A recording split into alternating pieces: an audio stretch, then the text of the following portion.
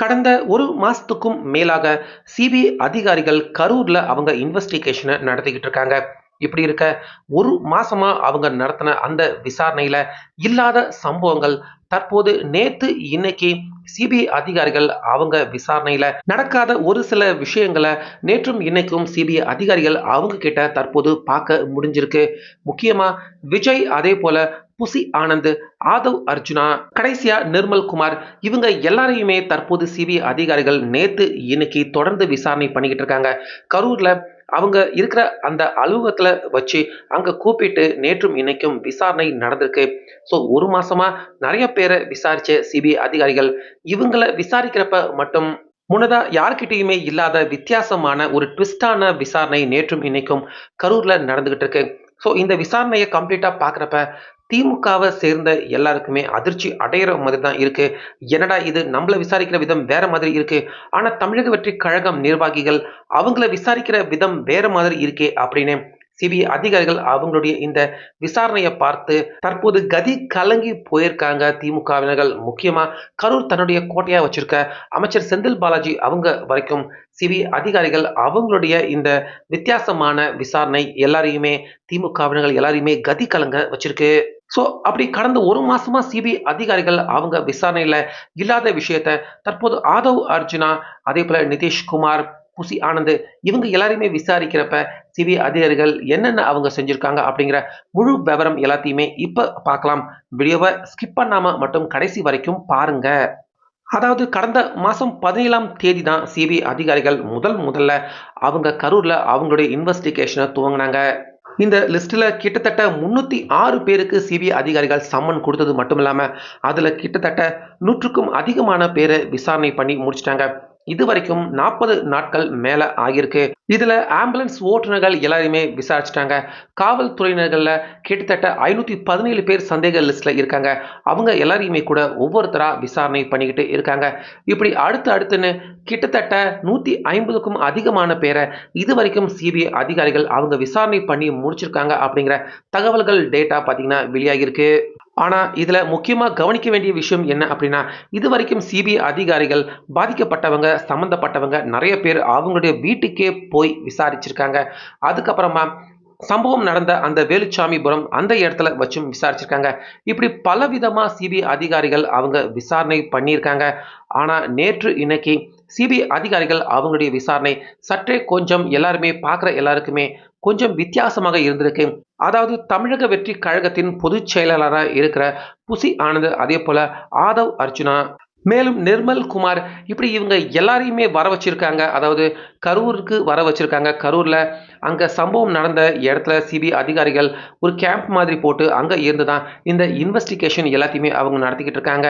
அந்த வகையில இதுவரைக்கும் சிபிஐ அதிகாரிகள் அவங்க இருக்கிற அந்த அலுவலகத்துக்கு உள்ள வந்த அதிகாரிகள் யாராக இருக்கட்டும், ஏன்னா சமீபத்துல மின்சாரத்துறை வாரியம் அவங்கள விசாரிச்சிருக்காங்க. காவல்துறை, இன்னும் அரசு ஊழியர்கள் சம்பந்தப்பட்டவங்க, பாதிக்கப்பட்டவங்க, இப்படி நிறைய பேருக்கு சம்மன் கொடுக்கப்பட்டு நிறைய பேர் இதுவரைக்கும் சிபிஐ அலுவலகத்துக்கு வந்து அவங்களுடைய விசாரணையை கொடுத்துருக்காங்க.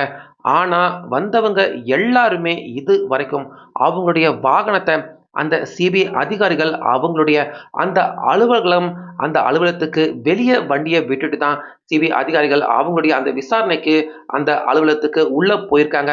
எவ்வளவு பெரிய அதிகாரியாக இருந்தாலும் எல்லாருமே சிபிஐ அலுவலகத்துக்கு வெளியே தான் வாகனத்தை விட்டுட்டு வந்திருக்காங்க இது வரைக்கும். ஆனா நேற்று கிட்டத்தட்ட 10 மணி நேரம் புசி ஆனந்த், ஆதவ் அர்ஜுனா, நிர்மல் குமார், இவங்க எல்லாரையுமே விசாரணை பண்ணியிருக்காங்க சிபிஐ அதிகாரிகள். ஆனா இவங்க 3 பேருடைய வாகனம் மட்டும் நேற்று சிபிஐ அலுவலகம் அவங்க உள்ள வரவழைக்கப்பட்டிருக்கு. சிபிஐ அலுவலகத்துக்கு உள்ள வந்திருக்கு அவங்க வாகனம். அதுக்கப்புறமா அங்க இருந்து அவங்க எல்லாருமே இறங்கி போய் தான் கிட்டத்தட்ட நேற்று 10 மணி நேரம் விசாரணை. அதாவது சிபிஐ அதிகாரிகள் அவங்களுடைய எல்லா கேள்விக்கும் பதில் சொல்லியிருக்காங்க. அது முடிஞ்சதுக்கு அப்புறமா அங்க இருந்து அப்படியே புறப்பட்டு அவங்க தங்கும் விடுதிக்கு போயிருக்காங்க. போனதுக்கு அப்புறமா மீண்டும் இன்னைக்கு காலையில இருந்தும் தற்போது விசாரணை இப்ப கூட தொடர்ந்து நடந்துகிட்டே தான் இருக்கு. இதுல நேத்து போல இன்னைக்கும் கவனிக்க வேண்டிய விஷயம் என்ன அப்படின்னா, அவங்க வந்த வாகனம், கார் எல்லாமே வரிசையாக பார்த்தீங்கன்னா, அங்க சிபிஐ அதிகாரிகள் அவங்களுடைய அலுவலகத்துக்கு உள்ள தான் கார பார்க்கிங் பண்ணியிருக்காங்க. புசி ஆனந்த், நிர்மல்குமார், அதேபோல ஆதவ், அர்ச்சனா இவங்க எல்லாருமே அவங்க வாகனத்த சிபிஐ அதிகாரிகள் அவங்க பார்க்கிங் பண்ணக்கூடிய அந்த அலுவலகத்துக்கு உள்ள நிப்பாட்டிட்டு, தற்போது சிபிஐ அதிகாரிகள் அவங்க கூட விசாரணைய நடத்திக்கிட்டு இருக்காங்க. இதுவரைக்கும் சிபிஐ அதிகாரிகள் கரூர்ல நெறைய பேர விசாரிச்சுட்டாங்க. அவங்க சைக்கிள்ல வரட்டும், ஆட்டோல வரட்டும், கார்ல வரட்டும், ஏன் எதுல வந்தாலும் சரி, அவங்களுடைய வாகனம் எல்லாமே அலுவலகத்துக்கு உள்ள இதுவரைக்கும் அனுமதிக்கப்படவே இல்ல. அதாவது சிபிஐ அதிகாரிகள் இதுவரைக்கும் ஒரு சாமானிய மனுஷன்ல இருந்து மிகப்பெரிய அதிகாரிகள் வரைக்கும் இதுவரைக்கும் அவங்க இந்த கரூர் சம்பந்தப்பட்ட வழக்குல சம்பந்தப்பட்ட எல்லாரையுமே விசாரணை செஞ்சு முடிச்சிருக்காங்க. ஆனா அவங்க எல்லாருக்குமே கொடுக்காத மிகப்பெரிய மரியாதை, அதாவது அவங்களுடைய வாகனத்தை சிபிஐ அலுவலகத்துக்கு உள்ள கொண்டாந்து நிப்பாட்டி வச்சுட்டு அவங்க கூட விசாரணை பண்ணியிருக்காங்க. அவங்க யாருக்குமே கொடுக்காத மரியாதை தற்போது ஆதவ் அர்ச்சனா, புசி ஆனந்த், நிர்மல் குமார் இவங்க 3 பேருக்குமே தற்போது சிபிஐ அதிகாரிகள் அவங்க குடுத்திருக்கிறது. இந்த நியூஸ கரூர் வழக்க உற்று கவனிக்கக்கூடிய எல்லாருக்குமே ரொம்ப பெரிய அதிர்ச்சிய தான் தற்போது குடுத்திருக்கு. அதேபோல மத்த அரசு அதிகாரிகள் அவங்க யார்கிட்டயுமே இல்லாதது, எதுக்காக புசி ஆனந்த், ஆதவ் அர்ஜுனா, நிர்மல்குமார் இவங்களுக்கு மட்டும் எதுக்காக இப்படிப்பட்ட ஒரு மரியாதைய தரணும் அப்படிங்கிற கேள்வியும் தற்போது இந்த சம்பவத்த பார்த்த எல்லாருடைய மனசுலயுமே எழ ஆரம்பிச்சிருக்கு. இந்த விஷயங்கள் எல்லாத்தையுமே தற்போது பார்க்குறப்ப, பாதிக்கப்படக்கூடிய, பயப்படக்கூடிய மிகப்பெரிய அளவுல பீதி அடையக்கூடிய நபர்கள் யார் யார் அப்படின்னு பார்த்தீங்கன்னா, முக்கியமா திமுகவினர்கள் தான். ஏன்னா, இதுவரைக்கும் கரூர சம்மந்தப்பட்ட அரசு ஊழியர்கள், அதிகாரிகள் அவங்க எல்லாருமே ஏறக்குறைய கரூர் தன்னுடைய கோட்டை அப்படின்னு வச்சுக்கிட்டு இருக்க அமைச்சர் செந்தில் பாலாஜி அவருடைய அந்த லிஸ்ட்டுக்கு கீழ, அவருடைய அந்த ஆதிக்கத்துக்கு கீழ தான் வராங்க. ஏறக்குறைய அரசு ஊழியர்கள் எல்லாருமே அவருக்கு கீழ தான் வராங்க. அப்படி விசாரிக்கப்பட்ட அரசு ஊழியர்கள் எல்லாருமே இதுவரைக்கும் அவங்க யாருக்குமே இப்படிப்பட்ட ஒரு மரியாதைய சிபிஐ அலுவலகம் அங்க குடுத்ததே கிடையாது. எல்லாருமே வண்டிய நிப்பாட்டி வச்சுட்டு, கிட்டத்தட்ட ஒரு 1/2 கிலோமீட்டர் தூரம் நடந்து வந்து தான் சிபிஐ அதிகாரிகள் அவங்களுடைய அந்த விசாரணைக்கு பதில் சொல்லிட்டு, கிட்டத்தட்ட மணிக்கணக்குல விசாரணை நடந்து முடிஞ்சதுக்கு அப்புறமா திரும்பவும் நடந்தே போயிருக்காங்க. ஆனா இங்க அப்படியே உல்டாவாக தமிழக வெற்றிக் கழகம் நிர்வாகிகள் புசி ஆனந்த், ஆதவ் அர்ஜுனா, நிர்மல் குமார் இவங்களுக்கு மட்டும் இவங்க என்ன அந்த அளவுக்கு ஸ்பெஷலா அப்படின்னு பார்க்குறவங்க எல்லாருமே அதிர்ச்சி அடைகிற மாதிரி, முக்கியமா அமைச்சர் செந்தில் பாலாஜி அவங்க எல்லாருமே இந்த விஷயத்த கேட்டு அதிர்ச்சி அடைஞ்சு போயிருக்காங்க.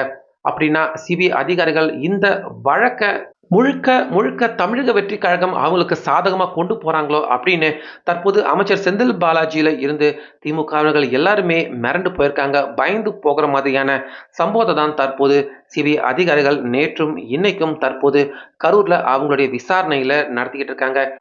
சிபிஐ அதிகாரிகள் நிச்சயமா அவங்க ஒரு விஷயம் செஞ்சாங்கன்னா, அதுக்கு பின்னாடி 1000 அர்த்தங்கள் கண்டிப்பாக இருக்கும்.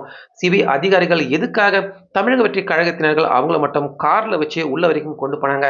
மத்த எல்லாரையுமே எதுக்கு வெளிய வச்சே அவங்க கார நிப்பாட்டிட்டு தான் உள்ள வரணும் அப்படின்னு அவங்க சொன்னாங்க. அதற்கான பதில் நிச்சயமா இந்த வழக்கு நிறைவடைறப்ப இதற்கான பதில் கண்டிப்பாக தெரிய வரும்.